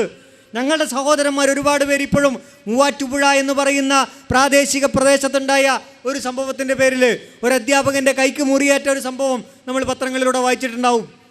ആ കൈക്ക് മുറിവേറ്റ സംഭവവുമായി ബന്ധപ്പെട്ടിട്ട് ഞങ്ങളുടെ പ്രവർത്തകർ ഇപ്പോഴും ജയിലിലാണ്. UAPA എന്ന് പറയുന്ന കരി നിയമത്തിൻ്റെ പേരിൽ കേരളത്തിലുണ്ട് UAPA.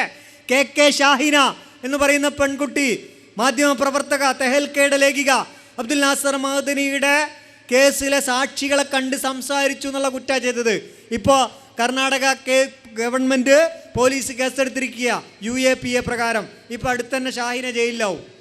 ബേജാറാവേണ്ടില്ല, ഷാഹിന UAPA പ്രകാരം കിടക്കുക. എന്താ ഷാഹിന ചെയ്ത തെറ്റ്? ഷാഹിനിൻ്റെ പേര് കേട്ടാൽ ഉള്ള കുഴപ്പം തന്നെയാണ്. ഷാഹിനയോട് പത്രക്കാർ ചോദിച്ചു, നിങ്ങൾ ഇസ്ലാമുമായിട്ട് എന്താണ് ബന്ധമുണ്ടോ? ഓ, മുസ്ലിങ്ങളായിട്ട് എനിക്ക് നല്ല ബന്ധമുണ്ട്. എന്താണ് ബന്ധം? ബന്ധമെന്ന് വെച്ചാൽ എനിക്ക് കോഴി ബിരിയാണി ഭയങ്കര ഇഷ്ടമാണ്. മുസ്ലിങ്ങൾ ഉണ്ടാക്കുന്ന കോഴി ബിരിയാണി എനിക്ക് ഭയങ്കര ഇഷ്ടമാണ്. അതാണ് ഞാനും മുസ്ലിങ്ങളും തമ്മിലുള്ള ബന്ധം. വേറൊരു ബന്ധമൊന്നുമില്ല. പക്ഷേ അവളുടെ പേര്, അത് പ്രശ്നം.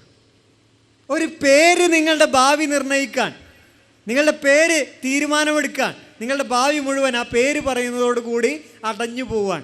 KK ഷാഹിന UAPA പ്രകാരം തടവിലാക്കപ്പെടാൻ പോകുന്ന ഭീകരാവസ്ഥ എന്ന് പറഞ്ഞാൽ ഇരകൾക്ക് വേണ്ടി മിണ്ടാൻ പാടില്ല. മിണ്ടിയാൽ നിങ്ങളെ നോട്ടപ്പുള്ളികളാക്കും എന്നാ പറയുന്നത്. നിങ്ങളുടെ മുകളിൽ ഒരു ചാരക്കണ്ണ്, അതാണല്ലോ പോപ്പുലർ ഫ്രണ്ടിൻ്റെ മേലെ ചാരക്കണ്ണ്. പോലീസിൻ്റെ പ്രത്യേക സർക്കുലറിൽ പറയുന്നത്, വീഡിയോ എടുക്കുന്നത് തടയാൻ പാടില്ല, ഫോട്ടോ എടുക്കുന്നത് തടയാൻ പാടില്ല. ആര്? സ്പെഷ്യൽ ബ്രാഞ്ച് ഉദ്യോഗസ്ഥന്മാർ വന്നിട്ട് ഞങ്ങളുടെ എല്ലാവരുടെയും ഫോട്ടോ എടുക്കും, വീഡിയോ എടുക്കും. ഭയങ്കര ഡിമാൻഡാണ് പോപ്പുലർ ഫ്രണ്ട് നേതാക്കന്മാർക്കൊക്കെ. എവിടെ പോയാലും പോലീസ് വീഡിയോ ഒക്കെ എടുക്കുന്നുണ്ട്. ചില പോലീസ് സ്റ്റേഷനുകളിലുണ്ട് ഇപ്പോൾ മൈക്ക് പെർമിഷന് പോയാൽ ഫോട്ടോ കൊടുക്കണം. അതിന് കോപ്പിയും കൂടി തന്നാൽ ഞങ്ങൾക്ക് പാസ്പോർട്ട് അപേക്ഷ അയക്കാൻ സുഖമുണ്ടായിരുന്നു. എവിടെ ചെന്നാലും ഫോട്ടോ കൊടുക്കണം പോപ്പുലർ ഫ്രണ്ടുകാരുടെ. അത് പോലീസ് ചെലവിലെടുത്തോളും. വീഡിയോ എടുക്കും, എല്ലാ പരിപാടിയും വീഡിയോ, പ്രകടനത്തിൻ്റെ വീഡിയോ എല്ലാം എടുക്കണം. എന്ന് പറഞ്ഞാൽ നിങ്ങൾ നോട്ടപ്പുള്ളികളാണ്. കാരണം എന്താ? കാരണം നിങ്ങൾ ഇരകൾക്ക് വേണ്ടി സംസാരിക്കുന്നു.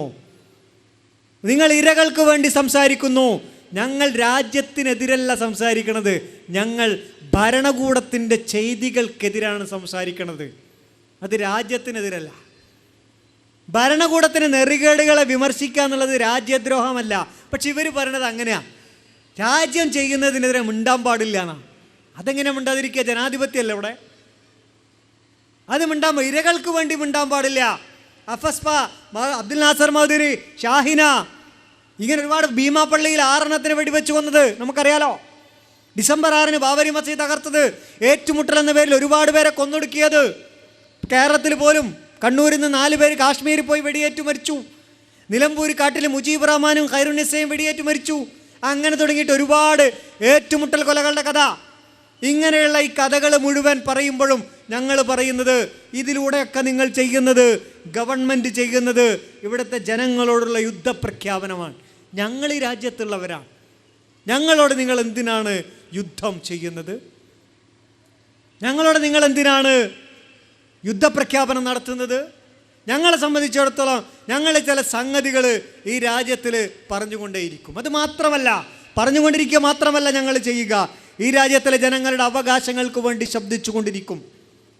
ഞങ്ങൾ ഇന്ത്യയുടെ വിവിധ പ്രദേശങ്ങളിൽ കഴിഞ്ഞ കാലങ്ങളിൽ നടത്തിയൊരു പരിപാടി സ്കൂൾ ചലോ എന്ന് പറഞ്ഞ പരിപാടിയാണ്. സ്കൂൾ ചലോ സ്കൂൾ ചെലവെന്ന് പറഞ്ഞാൽ സ്കൂളിൽ നിന്ന് കൊഴിഞ്ഞുപോയ കുട്ടികളെ മുഴുവൻ തിരിച്ച് സ്കൂളിലെത്തിക്കുക. കഴിഞ്ഞ ഒരു വർഷം ഞങ്ങൾ 2 കോടി രൂപയാണ് ആ പരിപാടിക്ക് ചിലവഴിച്ചത്. കുട്ടികളെ സ്കൂളിൽ പറഞ്ഞേക്കാൻ 2 കോടി രൂപ. ചില്ലറ പൈസയല്ല. ചില സ്ഥലങ്ങളിൽ ഞങ്ങൾ ഏകാധ്യാപക വിദ്യാലയങ്ങൾ തുടങ്ങി. ഉത്തരദേശത്ത് കുറേ പ്രദേശങ്ങളിൽ, പ്രത്യേകിച്ച് ബംഗാളിൽ ചില ഗ്രാമങ്ങളെ ഞങ്ങൾ ദത്തെടുത്തിട്ടുണ്ട്. അവിടെ റോഡ്, സ്കൂളുകൾ, പള്ളി, ഹോസ്പിറ്റൽ ഇതൊക്കെ ഞങ്ങൾ തുടങ്ങാൻ പദ്ധതി ഇട്ടിരിക്കുന്നു. ചില സ്ഥലങ്ങളിൽ തുടങ്ങി.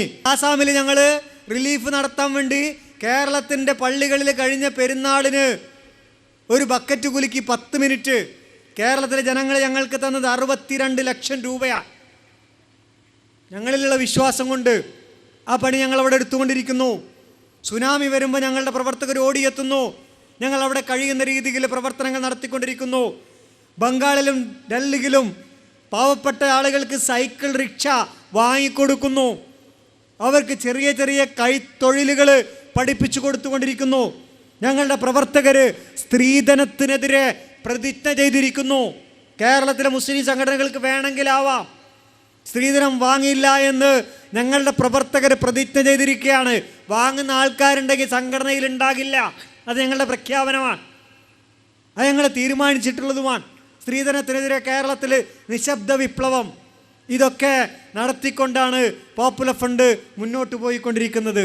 ഞങ്ങളെ സംബന്ധിച്ചിടത്തോളം ഇതൊക്കെ പറയുന്നത് കൊണ്ടും പ്രവർത്തിക്കുന്നത് കൊണ്ടും ഞങ്ങൾക്കൊരുപാട് വെല്ലുവിളികളുണ്ട്. അതുകൊണ്ട് ഈ പ്രദേശത്തെ ജനങ്ങളോട് എനിക്ക് പറയാനുള്ളത്, ഞാൻ അവസാനിപ്പിക്കുകയാണ്. ഈ പ്രദേശത്തെ ജനങ്ങളോട് എനിക്ക് പറയാനുള്ളത്, നമ്മളെ നിരീക്ഷിക്കുവാനും ഈ രാജ്യത്തിലെ അടിസ്ഥാന ജനവിഭാഗങ്ങളുടെ അവകാശങ്ങൾക്ക് വേണ്ടി ശബ്ദിക്കുന്നവരെ ഒതുക്കാനുമുള്ള ഗൂഢാലോചന നടന്നുകൊണ്ടിരിക്കുന്നു. അതിനെതിരെയുള്ള നമ്മുടെ ശക്തി എന്ന് പറയുന്നത് തളരാത്ത വിശ്വാസവും അവസാനിക്കാത്ത പ്രാർത്ഥനയുമാണ്. അതുകൊണ്ട് പ്രിയമുള്ളവരെ, നിങ്ങൾ തളരാത്ത വിശ്വാസത്തോടുകൂടി ജഗന്നിയന്താവായ അള്ളാഹുവിൽ പ്രതീക്ഷ അർപ്പിച്ചുകൊണ്ട് കിടങ്ങ് കുഴിക്കുന്ന സമയത്ത് അള്ളാഹുവിൻ്റെ പ്രവാചകൻ അവിടുത്തെ സഹാബത്തിന് സ്വപ്നം കാണാൻ പഠിപ്പിച്ചത് കിസ്റ കൈസറിൻ്റെ തങ്കവളകളായിരുന്നുവെങ്കിൽ, വേദനകൾ അനുഭവിക്കുമ്പോൾ, പ്രയാസങ്ങൾ അനുഭവിക്കുമ്പോൾ പ്രവാചകൻ്റെ സ്വപ്നങ്ങളെപ്പോലെ സ്വപ്നങ്ങൾ നെയ്തുകൊണ്ട് നമുക്കും ഒരു ദിവസം വരുമെന്നുള്ള പുതിയ സ്വപ്നങ്ങൾ നെയ്തുകൊണ്ട് മുന്നോട്ട് പോകാൻ നമുക്ക് സാധിക്കേണ്ടതുണ്ട്. അതോടൊപ്പം ഞങ്ങളെ സ്നേഹിക്കുന്ന പ്രിയപ്പെട്ട നാട്ടുകാർ, പ്രിയപ്പെട്ട സ്ത്രീകൾ, വൃദ്ധന്മാർ, കുട്ടികൾ, നിങ്ങളോട് ഞങ്ങൾക്ക് പറയാനുള്ളത്, നിങ്ങളുടെ നിരന്തരമായ പ്രാർത്ഥനയിൽ ഈ പ്രസ്ഥാനത്തെ ഉൾപ്പെടുത്തേണ്ടതുണ്ട്. ഞാൻ നേരത്തെ പറഞ്ഞു, ഞങ്ങൾക്ക് സ്വാർത്ഥമായ ലക്ഷ്യങ്ങളില്ല. ഇന്ത്യ രാജ്യത്തിൻ്റെ കണ്ണീരുകളാണ് ഞങ്ങളുടെ ഈ പാർട്ടി.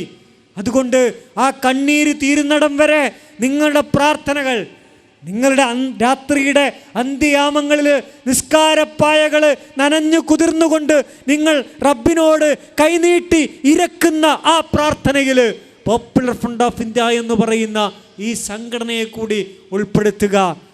ഇതിന് വഴി തെളിയിക്കാൻ അള്ളാഹുവിനോട് നിങ്ങൾ അപേക്ഷിക്കുക. എങ്കിൽ ഇൻഷാ അല്ലാഹ് വിജയം നമ്മുടേതാണ്, നമ്മുടേത് മാത്രമാണ്. അങ്ങനെ നീതി പുലരുന്ന, സ്വാതന്ത്ര്യം കിട്ടുന്ന, സുരക്ഷിതത്വം അനുഭവിക്കാൻ സാധിക്കുന്ന, പ്രവാചകൻ പണ്ട് പറഞ്ഞതുപോലെ സൻആ മുതൽ ഹലറമൗത്ത് വരെ ഒരു സ്ത്രീക്ക് ഒന്നിനെയും, അള്ളാഹുവിനെ അല്ലാതെ ഒന്നിനെയും ഭയപ്പെടാതെ സഞ്ചരിക്കാൻ സാധിക്കുന്നത് പോലെ ഇൻഷാ അല്ലാഹ് ഇന്ത്യ രാജ്യത്ത് കന്യാകുമാരി മുതൽ ഹിമാലയം വരെ ഒരു പെൺകുട്ടിക്ക് അള്ളാഹുവിനെ അല്ലാതെ മറ്റൊന്നിനെയും ഭയപ്പെടാതെ സഞ്ചരിക്കാൻ സാധിക്കുന്ന ഒരു പുലരി സൃഷ്ടിക്കപ്പെടാനുള്ള യത്നത്തിലാണ് പോപ്പുലർ ഫ്രണ്ട് ഓഫ് ഇന്ത്യ. നിങ്ങളുടെ കണ്ണീരിൽ കുതിർന്ന പ്രാർത്ഥനയിൽ ഈ സംഘടനയ്ക്ക് ഒരു സ്ഥലം അനുവദിക്കണം എന്ന് മാത്രം അപേക്ഷിച്ചുകൊണ്ട് നിങ്ങളുടെ എല്ലാവരുടെയും പ്രാർത്ഥനയിൽ എന്നെയും സംഘടനയെയും ഉൾപ്പെടുത്തണമെന്ന അപേക്ഷയോടുകൂടി അവസാനിപ്പിക്കുകയാണ്. വാഹിർ ദവാന.